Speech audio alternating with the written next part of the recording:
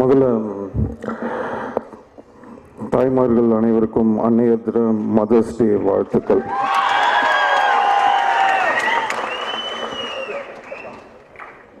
இது கிட்டத்தட்ட எனக்கு தெரிஞ்சு 2 வருஷம் ஆகுதுன்னு நினைக்கிறேன். நான் கடைசியாக கண்ணா லட்டு தின்ன ஆசையா ஃபங்க்ஷனுக்கு தான், ஆடியோ ஃபங்க்ஷனுக்கு தான் போனேன் நான். அதுக்கப்புறம் எந்த ஆடியோ ஃபங்க்ஷனுக்கும் போகல. ஒரு 2 வருஷம் கழிச்சு இன்றைக்கி தான் வந்திருக்கேன். பத்திரிகையாளர்கள்லாம் ஆல்ரெடி என்னை பார்க்கும்போது ரெடியாக வெயிட் பண்ணுறாங்க. ஃபஸ்ட்டு சில விஷயங்கள் இன்றைக்கி சொல்ல வேண்டியது இருக்குது. பட் அதுக்கு முன்னாடி இந்த படத்தை பற்றி நான் சொல்லி ஆகணும். இன்னும் இப்படி தான் இந்த படம் பார்த்தீங்கன்னா முருகன் அண்ட் ஆனந்தன் 2 பேர் ஒர்க் பண்ணியிருக்காங்க. 2 பேருமே தனித்தனி ஆளுங்க தான். ஆனால் பேர் பார்த்தீங்கன்னா அப்படி ஒரு ஒத்துமை, முருகானந்த் அப்படின்னு ஒத்துமையாக தான் போட்டிருக்காங்க. அதுவே இந்த படத்தோடைய மிகப்பெரிய வெற்றின்னு நான் நினைக்கிறேன். ஒத்துமை தான் ரொம்ப முக்கியமான ஒரு விஷயம். அந்த விதத்தில் வந்து கண்டிப்பாக இந்த டீமுக்கு வந்து அந்த ஒரு எண்ணம் இருக்கிறதுனால கண்டிப்பாக வந்து இந்த படம் வந்து ஒரு மிகப்பெரிய வெற்றி அடையும் நான் நம்புகிறேன். சந்தானம் எல்லோரும் வந்து சந்தானம் வந்து நான் இன்ட்ரடியூஸ் பண்ண மன்மதன் படத்தில் ஃபஸ்ட்டு நடிக்க வச்சேன். இன்னைக்கு இவ்வளோ ஒரு பெரிய ஆள் ஆகிட்டார், இந்த மாதிரி ஒரு உயரத்துக்கு போயிருக்காரு. எப்படி சார் ஃபீல் பண்ணுறீங்க? நிறைய பேர் என்கிட்ட வந்து என்னை பார்க்கும்போது கேட்டாங்க, இந்த மாதிரி சந்தானம் நீங்கள் தானே இன்ட்ரடியூஸ் பண்ணீங்க, இவ்வளோ பெரிய ஆள் ஆகிட்டாரு அப்படின்னு. அப்போ நான் ஒரே ஒரு வார்த்தை தான் சொன்னேன், சந்தானம் இன்ட்ரடியூஸ் பண்ணது வந்து நான் தான். பட் அந்த டேலண்ட் இருக்குங்கன்றத இன்ட்ரடியூஸ் பண்ணன்றத ரெக்கக்னைஸ் பண்ணது நான் தான். இந்த பையன் வந்து கண்டிப்பாக வந்து ஒரு நாள் வந்து மிகப்பெரிய ஒரு நடிகனாக வருவான்.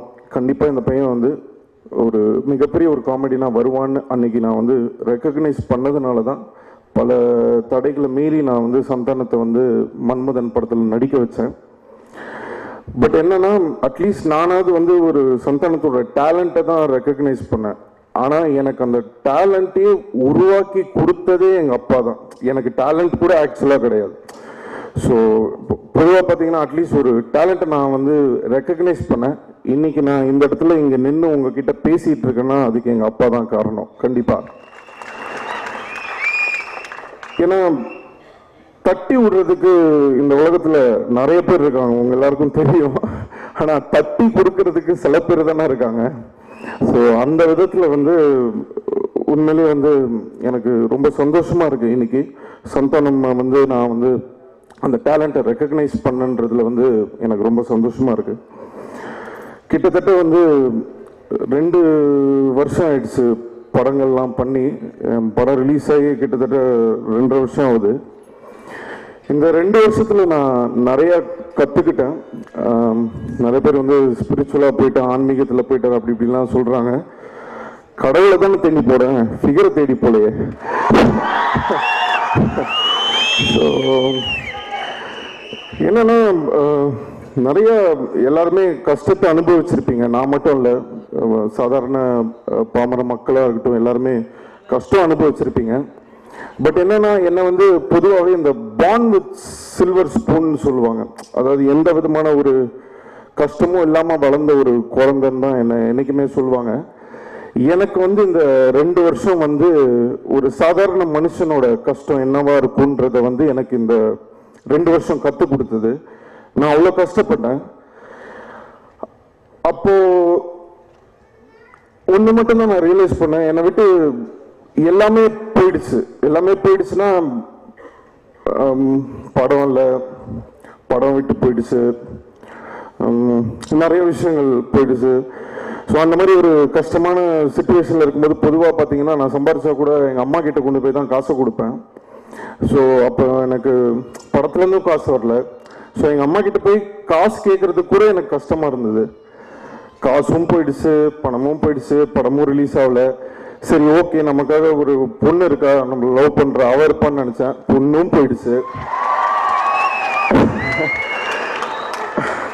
இல்லை கல்யாணம் ஆகி சரி ஓகே, ஒரு குழந்தை பிறந்ததுன்னா அந்த குழந்தையோட முகத்தில் ஒரு சிரிப்பு இருக்கும். அந்த சிரிப்பை பார்த்தாவது நம்ம கஷ்டம் போயிடும்னு நினச்சேன். அது கூட வழி இல்லாமல் கடவுள் வந்து ஒரு மாதிரி டெஸ்ட் பண்ணிட்டாருன்னு தான் சொல்லணும். அவ்வளோ ஒரு கஷ்டம். ஆனால் அந்த எல்லாமே போயிடுச்சு, ஆனால் ஒன்று மட்டும் இருக்கு அப்படின்னு தோணுச்சு. என்னன்னா எல்லாமே போயிடுச்சு, என்ன இருக்கு நம்ம கிட்ட அப்படின்னு யோசிக்கும் போது உயிர் மட்டும் இருந்தது. உயிர் மட்டும் என் கூடவே இருந்தது. அப்போ நான் ஒன்று ரியலைஸ் பண்ணேன், அப்போ ஏதோ ஒரு காரணத்துக்காக வந்து இந்த உயிர் மட்டும் இருக்கு. இவ்வளோ கஷ்டத்தில் நம்ம கோத்ரூ பண்ணாலும் இந்த 2 வருஷமா எதுவுமே இல்லைனாலும் எனக்காக வந்து என்னுடைய ஃபேன்ஸ் வந்து உண்மையிலே நான் சொல்றேன், என்னை இன்னைக்கு வரைக்கும் தூக்கி நிறுத்திருக்காங்க. அண்ட் பொதுவாக பார்த்தீங்கன்னா மீடியா வந்து எப்பவுமே என்னை பற்றி ஏதாவது கான்ட்ரவர்சியாக எழுதுவாங்க, என்னை வந்து சிம்பு இது பண்ணாரு அது பண்ணாரு என்னமோ எழுதுவாங்க. ஆனால் உண்மையிலே நான் இன்னைக்கு சொல்கிறேன், மனசார நான் சொல்கிறேன், இந்த 2 வருஷத்தில் வந்து ஒரு படம் வரலன்னா கூட மீடியா என்னை வந்து தூக்கி பிடிச்சி நிறுத்தினாங்க. உண்மையிலே சொல்கிறேன். மீடியாவுக்கும் என்னுடைய நன்றியை நான் தெரிவிச்சுக்கிறேன். சரி, நம்மளே கஷ்டத்தில் இருக்கோம், இவ்வளோ கஷ்டத்தில் இருக்கோம். நான் வந்து வினை தாண்டி வருவேன்ற படம் பண்ணுறதுக்கு முன்னாடி கௌதம் சார் கிட்ட போயிட்டு எல்லாரும் சொன்னாங்க, சார் சிம்பு வச்சு படம் பண்ணாதீங்க, அவர் ஷூட்டிங்கே வரமாட்டார். ஆமாம், நான் ஷூட்டிங்க்கு வராமல் தான் இத்தனை படம் ரிலீஸ் ஆகிருக்கு. ஸோ பொதுவாக சொல்கிறேன், சிம்பு சார் வந்து ஷூட்டிங்க்கு வரமாட்டார், ஸோ அவரை வச்சு படம் பண்ணாதீங்க அப்படின்னு நிறைய பேர் சொன்னாங்க. அன்னைக்கு வந்து கௌதம் வந்து நீங்கள் யார் என்ன சொன்னாலும் சரி, எனக்கு அந்த பையன் மேலே நம்பிக்கை இருக்குது, கண்டிப்பாக இந்த படத்துக்கு அந்த பையன் தான் ஹீரோன்னு சொல்லி என்னை நம்பி அந்த படத்தில் நடிக்க வச்சார். அவரு நானே ஒரு கஷ்டத்தில் இருக்கிற ஒரு சிச்சுவேஷனில் அவரு எனக்கு ஃபோன் பண்ணி, பிரதர் இந்த மாதிரி ஒரு சிச்சுவேஷன் நீங்கள் வரணும்னு சொன்னார். அன்னைக்கு போய் நான் அவருக்காக நின்னேன். அதுக்கு காரணம் என்னன்னா, கஷ்டத்தில் இருக்கக்கூடிய ஒருத்தனை வந்து ரெக்கக்னைஸ் பண்ணி ஒரு ஆள் அன்னைக்கும் நமக்காக நின்னார்ல, அவர் அன்னைக்கு எனக்கு நின்னதுக்காக அவருக்காக நான் நின்னேன். அதுதான் உண்மையான இது. ஸோ அஜித் சார் படத்துக்கு, நம்ம தலை படத்துக்கு வந்து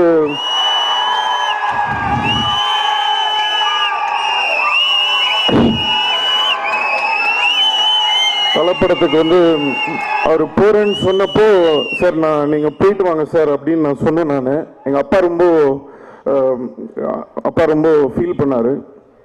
என்னடா இந்த மாதிரி 2 வருஷமா எதுவும் இருக்குன்னு சொல்லிட்டு அஜித் சாரை மீட் பண்ணாரு. அப்போ அஜித் சாரும் ஒரே வார்த்தை தான் எங்கள் அப்பாட்ட சொல்லியிருக்காரு, நீங்கள் கவலைப்படாதீங்க, உங்கள் பையன் அவன் கண்டிப்பாக வருவான் அப்படின்னு தான் சொல்லி அஜித் சாரே சொன்னார். ஸோ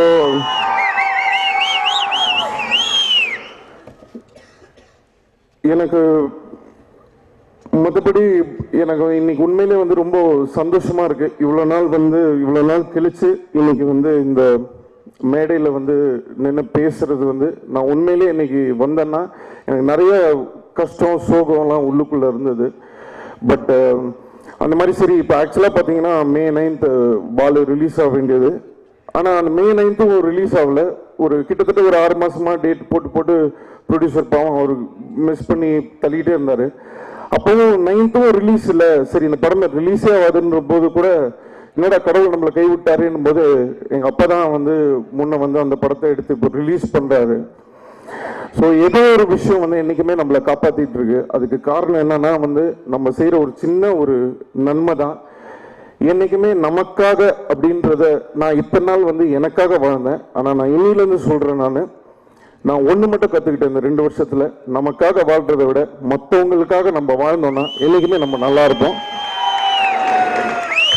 சந்தானம் வந்து இன்னைக்கு வந்து இவ்வளோ தூரம் வந்து வளர்ந்து வந்திருக்காருன்னா கண்டிப்பாக நான் சொல்கிறேன், அவருடைய ஃபேமிலியிலேருந்து, அப்பாலேருந்து, அம்மாலேருந்து, அவர் கூட இருக்கிற டீம் எல்லாருமே வந்து சந்தானம் வந்து அந்த அளவுக்கு ஒரு மனசார வந்து எல்லார்கிட்டையுமே ஒரு நல்ல ஒரு எண்ணத்தோட பழகினது, அந்த ஒரு அட்மாஸ்பியர் சுற்றி இருக்கிறதுனால தான் சந்தானத்துக்கு இன்னைக்கு இந்த ஒரு வளர்ச்சி வந்திருக்கு. அதை நான் முன்னாடியும் சொல்லியிருக்கேன், இப்போவும் சொல்கிறேன், அதுக்கு முக்கிய காரணம் அவங்க தான். அண்ட் இன்னைக்கு வந்து ஒரு படம் இட்டு கொடுத்தாலே காலரை தூக்கி விடுறாங்க. பட் இவ்வளோ வளர்ந்தும் வந்து நான் வந்து இன்ட்ரடியூஸ் பண்ணேன்னு சொல்ல மாட்டேன், ரெக்கக்னைஸ் பண்ணேன்னு தான் சொல்லுவேன். எனக்கு இன்னைக்கு வரைக்கும் நான் சொல்கிறேன், சந்தானம் வந்து அந்த மரியாதையை வந்து இன்னைக்கு வரைக்கும் மெயின்டைன் பண்ணி என்றைக்குமே என்னை விட்டு கொடுக்காம இன்னைக்கு வரைக்கும் எனக்காக நின்று இருக்காரு. அதுக்கு ரொம்ப நன்றி. இந்த மாதிரி மக்கள் பார்க்கறது வந்து ரொம்ப கஷ்டம். பட் ஓகே, எனிவே சரி, நான் இதுக்கு மேலே நான் பேச விரும்பல. எனக்கு ரொம்ப நன்றி, ரொம்ப சந்தோஷமாக இருக்குது. இந்த படம் கண்டிப்பாக வந்து மிகப்பெரிய வெற்றி அடையும். கடவுள் இருக்காரு, மற்றதெல்லாம் அவன் பார்த்துப்பான். தேங்க்யூ. வணக்கம். இந்த படத்தோட டைட்டில் ஆக்சுவலாக வந்து இனிமேல் இப்படி தான், அது கிடையாது. ஆக்சுவலாக படம் ஷூட்டிங் டைமில் தான் இந்த டைட்டில் டிஸ்கஸ் பண்ணார் என் கூட. இந்த படத்தோட ஆக்சுவல் டைட்டில் வந்து இனிமேல் ஹீரோ தான்.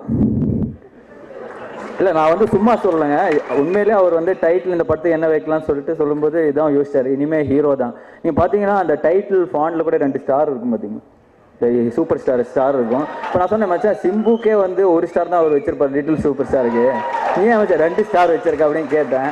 அவர் சொன்னேன் இனிமேல் இப்படி தான் அப்படின்னாரு. ஸோ அதுதான் இந்த டைட்டில். பட் ஹீரோ இது ரொம்ப சந்தோஷமாக இருக்குது. என்னன்னா அவர் இனிமேல் படம் வந்து ஒரு லீட் கேரக்டர் ஆஸ் எ ஹீரோவாக நிறைய படங்கள் பண்ணணும்னு ஒரு முடிவு எடுத்துருக்கிறது வந்து it's very good decision, very healthy decision அவர் பொறுத்த இருக்கும். ஏன்னா வெரி டேலண்டட், என்னை பொறுத்த வரைக்கும் Santhanam is highly talented, very good actor. அவரோட காமெடி சென்ஸ், காமெடி டைமிங்லாம் வந்து நோபடி க்ளோஸ் டு இட். ஃப்ராங்காக சொல்லலாம், யாருமே அந்த அவ்வளோ க்ளோஸாக கிடையாது. ப்ளஸ் அவரோட ஹார்ட் ஒர்க். இப்போது நிறைய படத்தில், நான் நடித்த படத்துலேயே வந்து நிறைய சீன் பார்த்தீங்கன்னா ஒரு ஸ்டோரியாக ஒன்று போகும். ஒரு 3 சீன் வந்து சந்தானம் காமெடி சீன். ஸ்கிரிப்டில் பார்த்தோன்னா ஒரு 15 சீன் வரும், சந்தானம் காமெடி சீன் மட்டும்தான் இருக்குது, என்ன சீன் இருக்காது. ஸோ அந்த அளவுக்கு அவர் ஒர்க் பண்ணி அந்த ஸ்டோரியில் என்ன தேவை, எப்படி ஒரு கேரக்டர் உருவாக்கலாம் அப்படின்னு சொல்லிட்டு ஒரு A team, B team, C டீம்னு ஒரு 3 டீம் வச்சிருக்கிறார் அவர் அந்த ஃபேக்ட்ரியில். ஸோ அந்த லீடர்ஸ் தான் வந்து முருகா அண்ட் ஆனந்த். ஸோ உண்மையிலே இந்த படம் ஷூட்டிங் முடியும் போது என்கிட்ட ஒரு விஷயம் சொன்னார், இந்த மாதிரி முருகானந்த் இப்போ டைரக்டர்ஸ் ஆகிட்டாங்க, என்னோட டீமில் இருக்கிற ஒவ்வொரு ரைட்டர்ஸும் வந்து நான் டைரக்டர் ஆக்க போகிறேன். அது வந்து உண்மையிலே வந்து இட்ஸ் எ பிக் தாட். அவர்கிட்ட இருக்கிற கான்ஃபிடென்ஸ்னால மட்டும்தான் அதனால் அவர் இப்படி சொல்ல முடியுது. So hats off them. And இந்த படத்தில் பார்த்தீங்கன்னா நிறைய நியூ டேலண்ட்ஸ் அவருக்கு அந்த வாய்ப்பு கொடுத்துருக்காரு. Music director Santhosh, cameraman Gopi, அப்புறம் நம்ம எடிட்டர் வந்து பழசு தான் ரூபன். இப்போ உண்மையிலே சூப்பர் ட்ரெயிலர் கட் பண்ணியிருக்காரு. And I think it's a very good project. Rajesh படம் பார்த்துட்டு என்ன சொன்னார், சூப்பராக இருக்குது, ஒரு என்டர்டெயின்மெண்ட் ஃபிலிமாக இருக்குது, கண்டிப்பாக இந்த படம் ஒர்க் ஆகும், அவரோட ஃபேன்ஸுக்கெல்லாம் ரொம்ப பிடிக்கும் இந்த படம், கண்டிப்பாக இட் பி ஹியூஜ் சக்ஸஸ், ரொம்ப ஹாப்பியாக சொன்னார். So I wish him a huge success. Thank you so much. அவருடைய ப்ரொடியூசர், இந்த படத்தோட ஹீரோ, காமெடி கிங் என்னுடைய அண்ணன் சந்தானம் அவர்களுக்கும், மற்றும் இயக்குநர்கள் முருகண்ணன், ஆனந்தனன் மற்றும் இசையமைப்பாளர் சந்தோஷண்ணன், இந்த படத்தில் பணியாற்றிய எல்லா டெக்னீஷியன்ஸுக்கும், வந்திருக்கின்ற சிறப்பு விருந்தினர்கள் மற்றும் உறவினர்கள் எல்லாருக்கும் என் சார்பாகவும் என் குடும்பத்தின் சார்பாகவும் நன்றியை தெரிவித்துக் கொள்கின்றேன். அதே நேரத்தில் பாடலாசிரியர்கள் கபிலன் அண்ணன், கார்கி அண்ணன், என் சிஸ்டர் குமாதேவி சிஸ்டர் மற்றும் கானா வினோத், நான் எழுதியிருக்க பாடல். இந்த பாடல் எழுதுறப்போ கிட்டத்தட்ட ஒரு 7-8 சரணங்கள் எழுதியிருந்தாங்க. அவர் திருப்தி அடையில அண்ணன் பாண்டிச்சேரியில் வசனாரு, எல்லா வேலைகளும் தடுத்துட்டு உடனே போனேன். ஏற்கனவே கண்ணால் நடித்தன ஆசை படம் வந்து, அந்த படத்தோட பாடல் வந்து அண்ணன் ஷூட்டிங் இருக்கப்போ கும்பகோணத்துக்கு நான் போய் எழுதினேன். அதுதான் சொன்னார், பவர் ஸ்டார் இருக்காரு, இந்த பக்கம் சேர்ந்துருக்காரு, 2 பேரும் கலாச்சி நான் மேலே வரணும் அப்படின்ட்டு. அவரு தான் முக்கியமான வரி கொடுத்தாரு இந்த படத்தில்.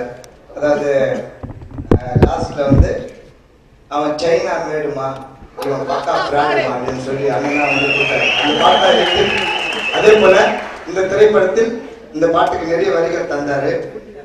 நான் நிறைய ஆப்ஷன் எழுதி தந்தேன். அதுல ஒரு ஆப்ஷன் வந்து ஜாக்கி சான போல வந்து அழகுல தான் அடிச்சுட்டா, சைக்கிள் செயின் பல்ல காட்டி அலத்தான மயக்கிட்ட, வாத்து நடைய நடந்து காட்டி வாஸ்தத்தான மாத்திட்டா, வறுத்து வச்ச மீனத்தான் போன தூக்கிட்டா, சோட்டா பீமையன சோக்கா புடிச்சிட்டா, ஆட்டோ பாம போல லேட்டா வெடிச்சிட்டா, சிங்கள சுத்துன நானு இப்போ பங்களா ஊட்டு நாயிடா.